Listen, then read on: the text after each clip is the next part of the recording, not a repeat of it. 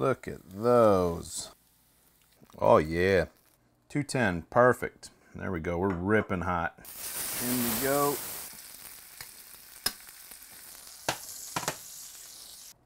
It's going to be glorious. Give it a little melt. Oh, look at that. I've done worse. Don't forget your bacon.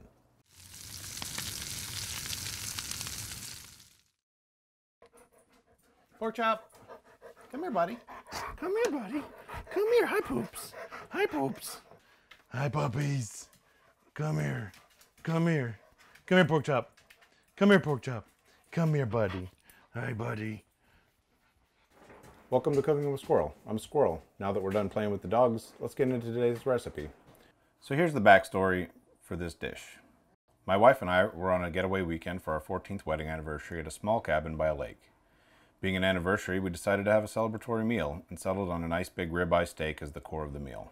We tacked on the idea of a loaded baked potato as a side, and since it was a celebration, we threw caution to the wind and skipped the veg. As I was preparing the steak and potato, I was suddenly struck with a question. Why eat the steak and potato separately?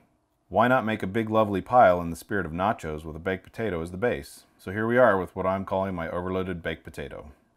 This recipe is going to consist of several subparts. So we're going to make some caramelized onions, we're going to make a chimichurri, we're going to cook some bacon, we're going to bake some potatoes, and we're going to pan sear and oven finish a ribeye steak. So once all that's done, it then comes together into the final meal and we'll do assembly. First things first, let's make some caramelized onions. We got about 5 pounds of onions to slice up here. Let's get to it. So I will not make you watch me cut 5 pounds of onions. I'll show you how I'm doing it, and then we will move into either time lapse or I'll just cut to the end. We're going to take the onion top and tail, get the really loose stuff off, trash in the bowl, and then we're going to split this right in half. Once it's in half, we'll take off the dry outer layer and any kind of funkier layers that are on the outside. You see, past this first dry layer, this is real leathery and it's a little dry here too. We're going to get rid of that as well. Once you have that cleaned up, we're going to cut with the grain. If you cut across, you will end up with, when these break down, when these caramelize, they'll break down and they'll actually start falling apart. If you cut with the grain, they'll stay together. So it depends on what you're looking for. If you're looking for everything to really break down, then cut them across the grain. If you're looking for your strings of onion to stay together, cut it with the grain. So that's what we'll do here. And the size of your slices is purely preference. The thinner they are, the faster they're going to cook, but they will also shrink a lot. So you won't, if you want some kind of beefier onions, go with a more like a 1/4 inch cut. Instead of this, I'm doing pretty thin cut here.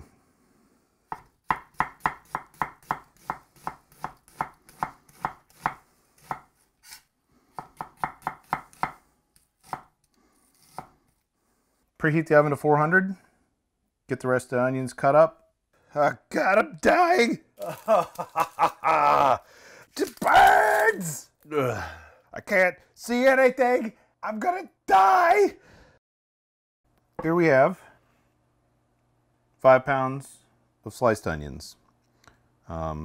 Maybe a few tears, maybe a few more than a few tears, but it's done.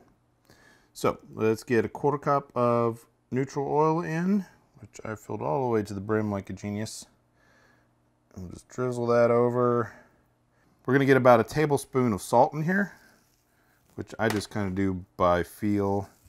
We're gonna mix that up. We're gonna get it into a 400-degree oven, and we are going to pull that out every 15 minutes and give it a stir. Make sure nothing's sticking, nothing's burning. So let's give these a stir. Make sure that oil's covering everything.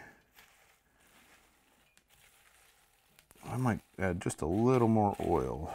Not sure if that 1/4 cup was a little light. So I probably just added another 1/4 cup. It just seemed really dry to me. Okay, lid on. Get this in the middle of a 400-degree oven. Set a timer for 15 minutes. All right, first stir done. Second stir of the onions. Okay, our timer just went off for our third stir. Time to stir the onions for the 4th time, I believe. Eventually I'm gonna lose count. A little more golden in here. Get some of that liquid's cooking out.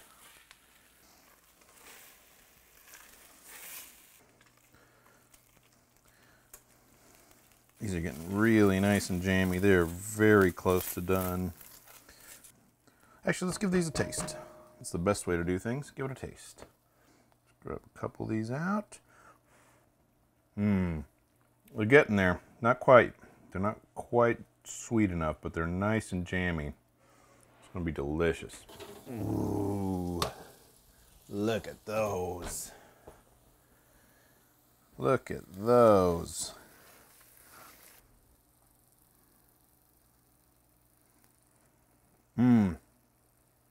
Oh man, those are good. All right, we have wife approval for current caramelization level of the onions. Move these off into a bowl. You can see, because we cut these long ways, you can see there's still structure. It's not just all broken down. We've still got some structure to the onions. And these freeze well, apparently.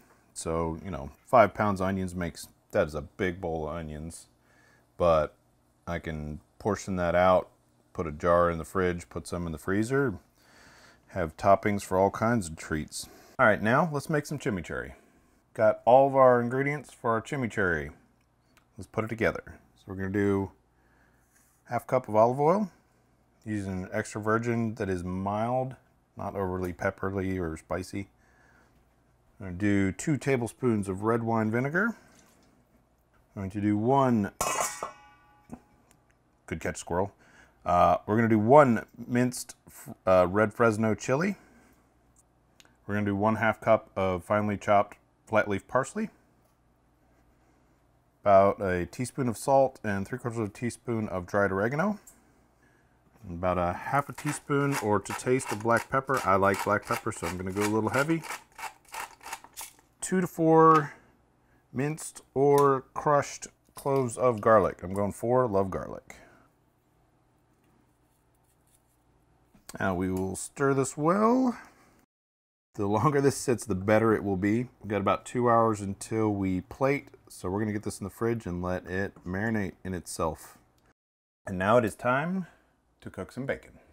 We're gonna cut this into 1/2-inch lardons. And what we're basically doing here is making some really big, chunky bacon bits. Now let's get this into a cold pan. All right, we'll get this on medium heat. Render this out. So here we're starting to get some render going. Got all of our pieces separate.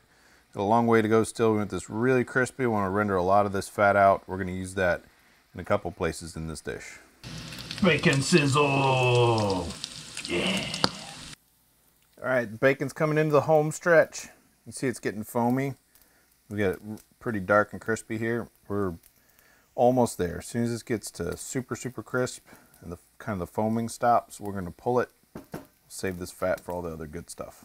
Cook your bacon to where you like it. You want more chewy bacon? Have at it. It's your meal. All right, I'm pretty happy with this. This is really crispy. We'll get this out into a paper towel lined bowl. Save that for when we make the dish. Now, we're gonna work on our taters. So we're gonna go ahead and give these a poking all over, like everybody says you have to. I don't know if they'll explode, but why take the risk? Taters are forked. I'm gonna grab our reserved bacon fat. We're gonna give these a little brush down. All right, taters are well greased. We're gonna stick these in the oven. We're gonna check them after about 45 minutes. We're looking for them to be tender all the way through. Internal temperature of 205 to 210.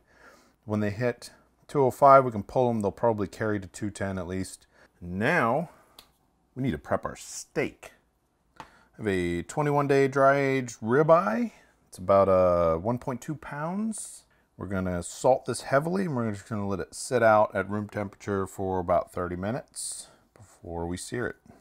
And when I say heavily, I do mean heavily. It will look a little bit ludicrous. We'll get both sides. You can pick up the dropped salt from your plate to get your edges. It's actually easier than trying to sprinkle it on the edges. There we go. We'll let that sit. We're gonna pull our taters. I can tell they are not quite there. We're at 193 and they're still a little bit firm. Pop those back in the oven and we'll check them at the next onion check.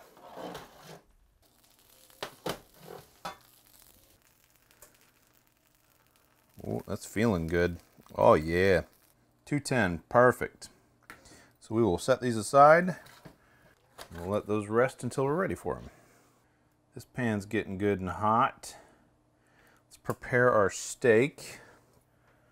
Okay, so you can see our steak has been sitting with salt on it for 30 minutes. It has drawn a lot of moisture out of this steak. We want a good sear, so we don't want all this moisture on here.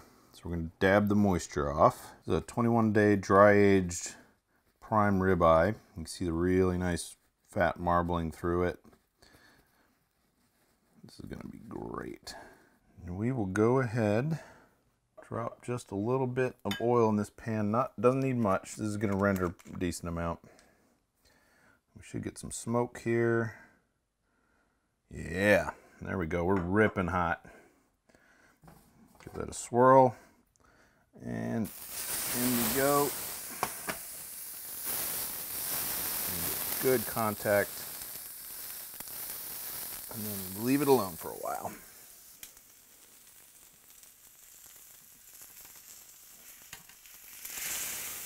Getting there. A little crust on there.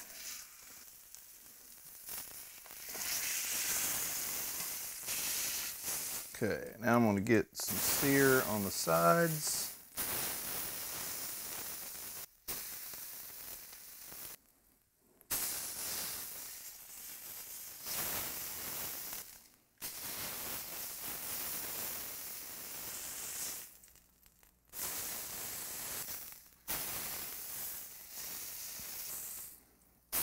Alright, I'm pretty happy with that. Now we're going to go herbs in, garlic in, butter in,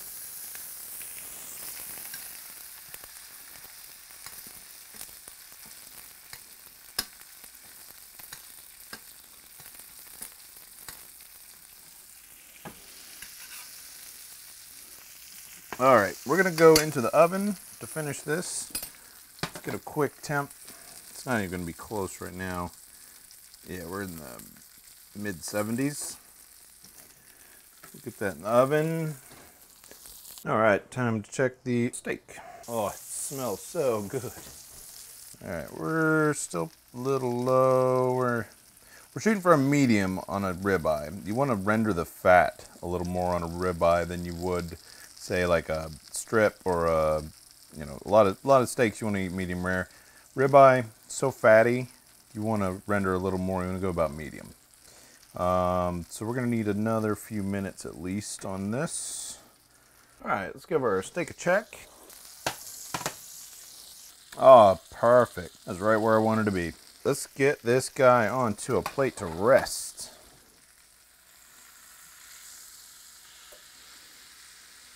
Get all this out of this pan onto the steak. We will use all of that later too.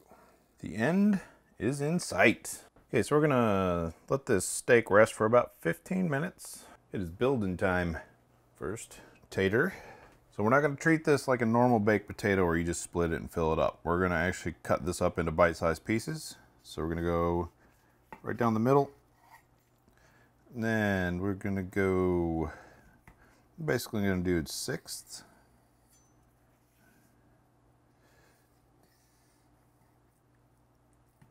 Oh, this is perfect.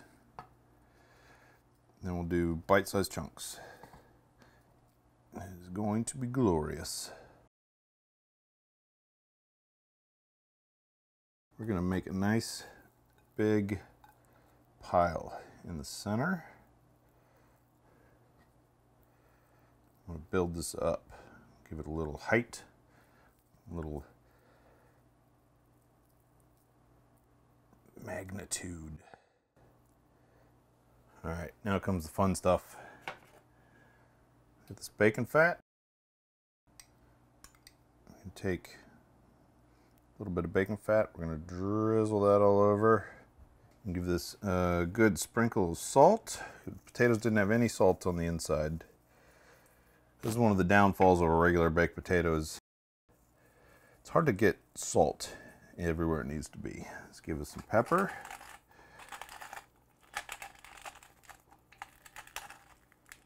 Now I want some of this butter and resting juices from our steak. So we'll just steal some of that. Remember, this is enough for 2 servings. We're only plating 1 right now. So I don't want to take all the juice off. That looks so good. Now I have here a bowl of 12-month aged Gruyere and 26-month aged New York cheddar. Both very sharp and strong, and wanted some really sharp flavors to cut through all the fat and the richness. So we're going to give it a good crumble of this. Then we're going to get out the fun toy. Give it a little melt.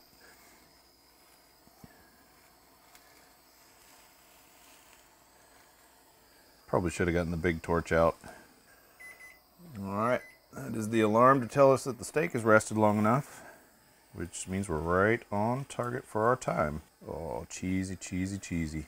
Do a little caramelization on the cheese here and there, not a lot. All right, it is steak time. All right, steak on the board.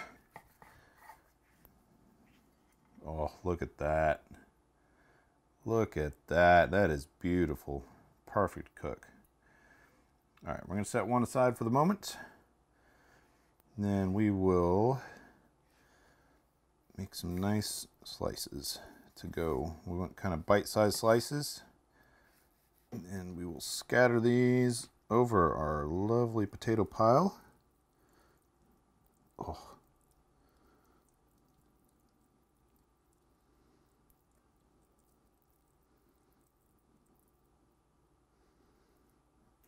Next topping is our beautiful, beautiful caramelized onions. You want to kind of grab dollops out.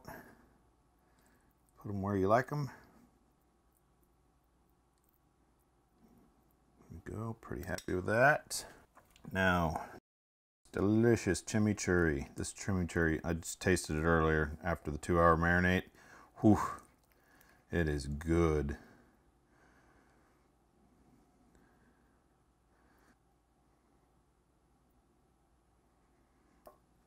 Now we try and make a fancy quenelle. I'm not super good at it, but we'll give it a shot. I've done worse. Nice big pinch of chives. Okay, so we're gonna ignore the mess over there. I'll clean it up, I promise, or someone else will, but it'll get clean eventually. Now, this needs to go in my face hole because it looks friggin' amazing. It smells amazing, and I need it in here.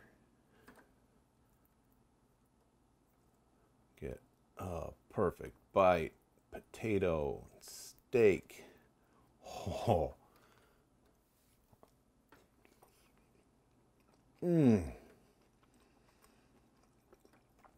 Holy crap, that's good.